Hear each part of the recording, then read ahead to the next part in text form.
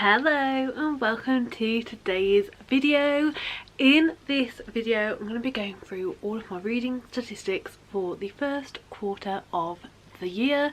That is everything that I've read during January, February and March.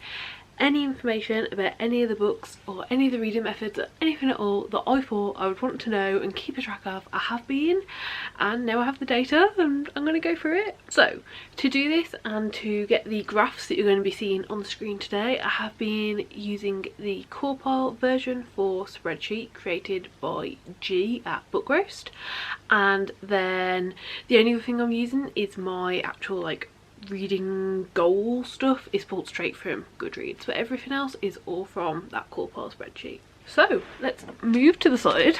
There we go, and let's talk about the numbers. So basic number, I have read 35 books so far this year. So throughout January, February, March I've read 35 books total. I'm very happy with this, and my Goodreads goal for the year was 52, so I'm so far ahead, and I just don't need to worry at all. I think I will have the image in here, but I'm pretty sure it says something like 22 books ahead of schedule or something like that. So yeah, feeling no stress over the number, no stress about how much I need to read, just feeling very good about this. And if you want to see how that looks spread over the different months, it was 8 in January, 15 in February and 12 in March. Now the reason February is so high is because during February I did do my reread of all of the Heartstopper graphic novels. So that was 5 books that I managed to read over a very short period of time. Then if you want to look at the pages read rather than the books read, you'll see that the graph itself follows a very similar pattern, and over the first quarter of the year I read a grand total of 13,604 pages. So once again, very happy. One more thing that I can show you to do with the page length actually is I did have a graph, and this is the page length in each of the individual books, so you should be able to see how spread out it is. A lot of the books I've been reading are within that 250 to 400 range, right in that middle bit, and not as many as I expected are in the 500 plus section, so definitely want to make sure I prioritise some of the bigger books throughout the rest of this year. So from those numbers I've already shown you, it looks like I've had a pretty good reading year, but what if we look at the average rating and the ratings in general? So if we want to look at the ratings overall, we can see it here. I am very glad that there's no 1 or 1.5 stars. Unfortunately there are still a couple in the 2 and 2.5 star sections. Ideally I'd like to avoid these. If everything that I read was 3 stars and above, I would be very happy with that. And this is close, and the reason I think it is so close is because one of my things for this year is DNFing more, and I have definitely been sticking to that. If a book isn't feeling good, if I'm not enjoying it, I have been DNFing and putting it down. So there's actually 3 books that I've DNF'd so far this year that will not be in any of the information you see on screen. None of it's been tracked. At the very end of the year I will make a video of all the books that I DNF throughout the year, but as of right now I'm not tracking anything to do with them. Maybe I'll look into that at the end of the year, see if there's anything any trends throughout them or anything like that. But of right now there are 3 additional books that if I counted DNFs on this list would also be on it, but they are not. So how did I read the books? Over half of them I read just using the physical book, followed by 20% ebook, 4 I read just audio, and then there have also been 6 that I've read with mixed media, which can be any combination of the 3. In terms of what I've read, I would say mostly fantasy. The fantasy slice, just like the pure fantasy slice, is 31.4%. However, I'm also using subgenres this year due to just the amount of fantasy and variety of fantasy subgenres and stuff that I do read, and I'm hoping that at the end of this year it'll mean that I'm able to see trends a little more of what type of fantasy I'm actually picking up. So on top of that 31.4% just normal fantasy, no subgenres, there is urban fantasy at 5.7%, fantasy romance at 14.3%, historical fantasy at 5.7%, and magical realism at 2.85%. So all that is a total of 59.95% of this graph is some type of fantasy. So yeah, mainly fantasy. One of the surprising things that I've found about this graph, my reading so far this year, is the amount of romance that there is there. I am not a big romance reader, but the romance genre actually takes up 22.9% of the graph, and it is a genre that I want to explore more. I still don't feel confident picking it up, but I have done videos such as when I tried to like figure out what romance I liked, when I gave romance books a second chance, and I have read a few outside of that as well, so I'm definitely dabbling, but I don't feel confident with that one yet. Then let's look at age range. So in terms of age range, we have 40% adult, 17.1% new adult, 34.4% young adult, and 5.7% middle grade. Also children's. I read one children's book, which is 2.9%. I am surprised that young adult is so high here. However, one of my goals this year is to prioritise like finishing series and stuff like that. So I do know that a lot of the series that I'm like part way through that are already on my bookshelves are young adult, and I have fairly successfully, I think, been getting through some of those. I'm also working through our backlist, which a lot of the books on my bookshelves I've owned like many years.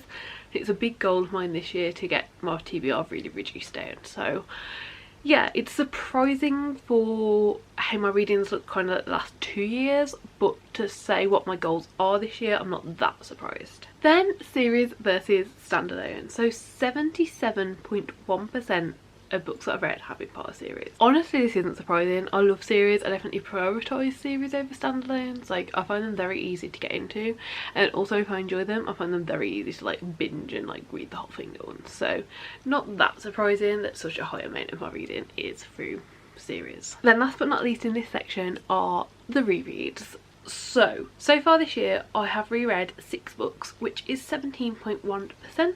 I'm happy with this. I don't want it to be too high because obviously a big goal is to get through my own TBR, but I am going to definitely do some more rereading this year. It's something that I really enjoy, especially reading favourites. So yeah, not surprising, and I don't mind with the number really, so yeah, just don't want it to get too high. Then there are 2 more kind of like larger groups of data to go through, and these include things that I've tracked to do with the book content and things that I've tracked to do with the author of the book.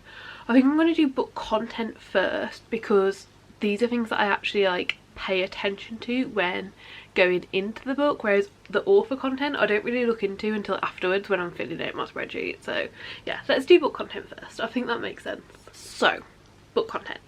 LGBTQIA plus representation was present in 65.7% of the books that I read in Q1. This honestly still feels a little bit low. Like, this number should just be as high as possible in my opinion, so like I will continue to try and get it higher. However, I do think this is the highest it's ever been for me, at least for when I've been tracking. I do tend to fall off tracking, but yeah, this is the highest chart I have, I believe, from like the actual times I've been tracking this. Then disability rep unfortunately is only present in 17.1% of my read. I want to keep getting this higher, but as I've already mentioned, one of my goals this year is to work through my backlist and like the books that I've owned many years, so it's something I want to get higher, and I'm hoping will just naturally come up in books, and hopefully in newer books that are coming out it is just more and more present. But I don't know how well this aligns for my goals for this year with really just like concentrating on that TBR that I already own. And I also don't know how easy this information is and how like advertised this is when it's coming to new books. I haven't seen anything, but I also haven't been searching it out,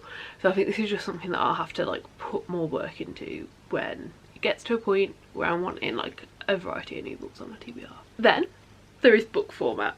So how is the book actually structured? 57.1% of the books I've read were novels, followed by 28.6% graphic novels.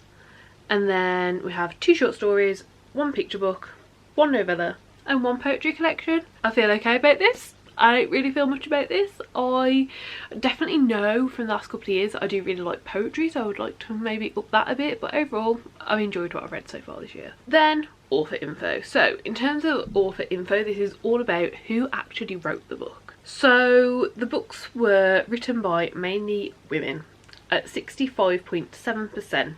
That is the biggest slice of the chart, and that is women, followed by 14.3% gender fluid, 11.4% men, and then there were 2 books that I read this year that were written by multiple authors, and there is also 1 author who just had no information about, so that is just down as not specified. That's a really small little yellow section on the graph that's just not specified. Then if we look at the next graph, unfortunately only 14.3% of authors are people of colour, which which is only actually a total of 5 of the total of 35 books I've read this year. So like only 5 out of 35 have been written by people of colour. This definitely needs improving, and I feel like both the author info datas aren't the best. Like, yeah, I don't mind reading from loads of women, but like it's not really the most spread out evenly, you know, reading from everyone kind of thing, and neither is obviously like the breakup of people of colour or not. I want to make sure that I'm reading from a large variety of people, and to be honest, for both the graphs that you've just seen, my ideal would be for them to just be split as evenly as possible, just to be able to be reading from as many different types of people as possible. However, as mentioned a few times, I'm prioritising lowering my TBR this year. I'm working through my backlist of books, and a lot of the books that are on my current TBR I've owned between like 2 and 10 years. So I don't know anything about the authors. I really don't know anything at all. I'm just really working on lowering them down. And I mean, I know for a fact that some of the books on my TBR that I need to get to, I purchased in college. That was like 8 to 10 years ago. I just, as much as I want to read from a large variety of people, and like this is something that I do want to make sure I do, I don't know if it's something that I can truly concentrate on this year. Like, I feel like normally if I'd have seen graphs looking like this, I'd be like, okay, we'll work on it, we'll improve it for the next quarter. I don't know how I can do that at the same time as just really purely concentrating on getting my TBR down, which is too high. Yeah, unfortunately these things don't seem to be syncing up. I can't really figure out a way, unless I was to go through my TBR and like put them all on this spreadsheet so I could see what books represented what, but like that just doesn't feel natural to me. So I don't know, I just really don't think they're syncing up.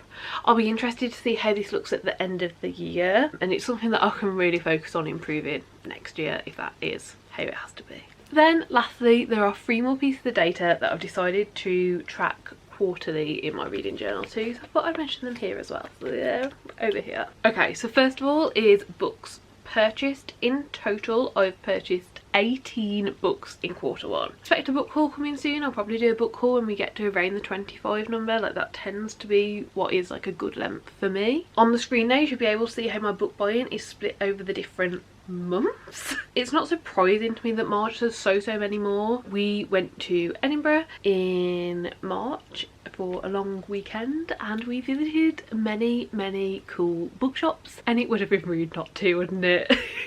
Maybe that's just like the old me speaking. Like, I do love buying books, but yeah, I mean, I now have them to remember the trip by, and I get to read a cool book. Like, I'm not mad at it is what I'm trying to say. In terms of new versus used, 11 of the books that I've purchased new, and 7 of which I've purchased used. This isn't particularly interesting right now, but it is something I'm trying to keep track of this year to see if me really limiting the amount of books that I'm willing to buy, like the amount of books that I'm allowing myself to buy, affects this in any way. But right now this looks pretty normal, pretty standard for me. And then out of those 18 books purchased, I've read 2 and I've not read 16. And one of those books that counts in the red pile was actually a DNF. So yeah, going forward I really need to prioritise actually reading the books that I'm buying. I've been telling myself when I'm buying these books, like if I'm not going to read it in the next 3 months, then I don't need to buy it right now. I can leave it for a bit. Like, I don't need to pick it up right now. Now I need to actually stick to that and pick some of these books up quite clearly. Okay, let me move back here. Then I thought it'd be interesting to track my anticipated releases. None of these so far have been shown in any of my like books purchased data, because all of these currently as we stand in the year were pre-orders that are made in late 2023. In quarter 1 there were 5 books that I was anticipating. Hopefully you should be seeing them up here right now. I've read 4 of them. I rated them 3 stars, 4 stars, 4 stars and 5 stars. However, this one here, I'll make it bigger. I'm really going to be testing editing, Heather. This is Mislaid in Parts Half Known. It was meant to release on the 9th of January. Waterstones pushed it back. They gave it some random date in March. It's still never been dispatched, never been sent to me, and still just says like awaiting in my order. So I haven't gotten to this one, but I'm not mad at myself about it because this is not my fault. Like, I don't know what's going on with this book. Like, I should have received it by now, and if I had, I would have read it. So yeah, unfortunately it's not like a full spread, it's not 100%, but the reason for that is not my fault, so I'm okay about it. And then the last interesting thing I thought I would do is my best and worst books of quarter one. My best book has to be Storm of Secrets and Sorrow. This is the second book in the Legacy series, which is by the same author as the Lady of Darkness series, which was my favourite series of last year, so it's really not surprising that this made it here. And honestly, it was just perfect. There's so much going on in this, and even though I hate some things that happened, I was sucked in and could not put this down. So yeah, it's 5 stars. It will likely be one of my best books that I've read this year. I guess we'll have to wait till the end of the year to find out for sure, but that's definitely what I'm expecting right now. And then the worst book, which perhaps I should have done first so that we weren't ending the video on a downer note, but too late now. My worst book of the year was So Late in the Day. This was the second book that I read this year. My thoughts now are still the exact same as straight after I finished it. I should have DNF'd it. I got absolutely nothing out of this. I just don't care at all. It was a disappointing, quite crap read in my personal humble opinion. So yeah, those were my quarter one statistics. Let me know how your reading is going so far this year in the comments down below. Do give the video a like if you liked it, subscribe down below for more content like this, and hopefully I'll see you next time. Bye!